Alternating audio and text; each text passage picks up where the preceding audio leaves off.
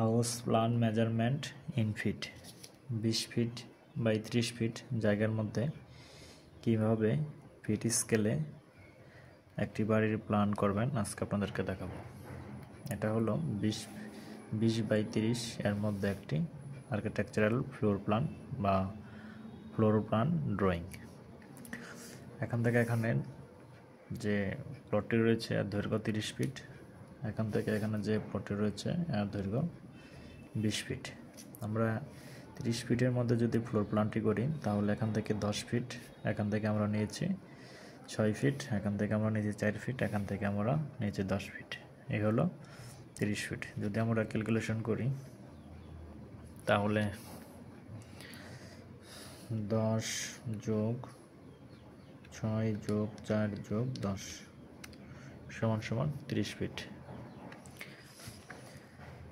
এবার যদি আমরা প্রস্থের দিকে আসি তাহলে এখান থেকে এখানের যে দৈর্ঘ্য আছে সেটা হলো 20 ফিট, এখান থেকে এখানে আমরা যে মাপটি নিয়েছি সেটা হলো 10 ফিট, এখান থেকে এখানে 10 ফিট, এই হলো 20 ফিট। আমরা এখান থেকে এখানে যে মাপটি পেয়েছি এখান থেকে আমরা পেয়েছি 10 ফিট আর পেয়েছি 6 ফিট, এই হলো 16 ফিট।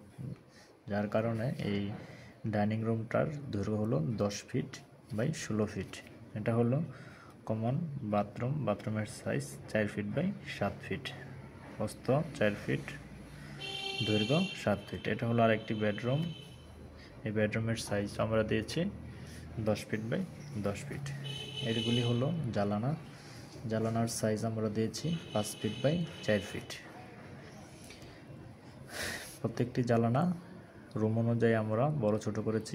এই জানালাগুলি আমরা দিয়েছি 4 ফিট বাই 4 ফিট, এটা দিয়েছি আমরা 1 ফিট বাই 1 ফিট, এটা দিয়েছি 10 ইঞ্চি বাই 10 ইঞ্চি। বেডরুমগুলিতে আমরা দিয়েছি 4 ফিট বাই 4 ফিট জানালা। এগুলিটার সেম আমরা উইন্ডো ডব্লিউ দ্বারা প্রকাশ করেছি, তাই 20 ফিট বাই 30 ফিট। যারা এই জায়গার মধ্যে প্ল্যান তৈরি করতে যাচ্ছেন তারা এই ভিডিওটি ফলো করতে পারেন। 20 ফিট বাই 30 ফিট জায়গা কত স্কোয়ার ফিট? 20 গুণন 30 600 স্কোয়ার ফিট। থেকে যদি শতাংশ বের করতে চান তাহলে 435.6 দ্বারা ভাগ করবেন, তাহলে 1.37 মানে প্রায় 1.5% থেকে একটু কম।